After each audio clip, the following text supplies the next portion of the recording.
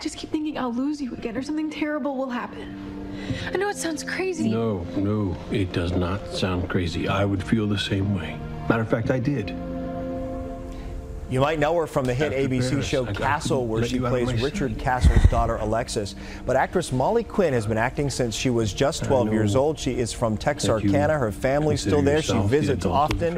And she's back now using her talent to support children's medical as a grand marshal for tomorrow's big parade. And it's kind of a morning of firsts for you. First up, you've never led a parade before. No. And I'm hearing this is your first live morning television interview? Yes, it is. Can we put up the exclusive banner, please? Do we have that readily available? What does one have to do to prepare to lead a parade?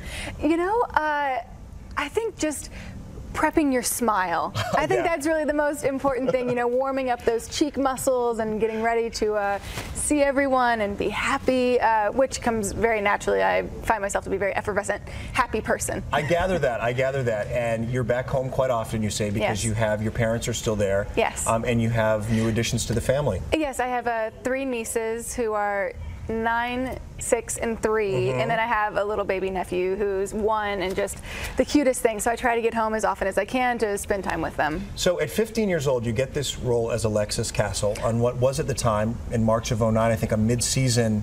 Yes, it was replacement. It was a mid-season replacement. I was actually 14 when we did the pilot. Oh my gosh! And it's so funny. When we got picked up, I was actually at the Cannes Film Festival on Paul Allen's yacht, and I remember getting the call from my agent, just thinking that the day or the night couldn't get any better. And then here it goes, getting picked up for the show. Well, it does get better, though, right? Because the show has become a runaway hit, and now it's syndicated. And for those of you who don't know, I think if you have a good agent, that's a good thing.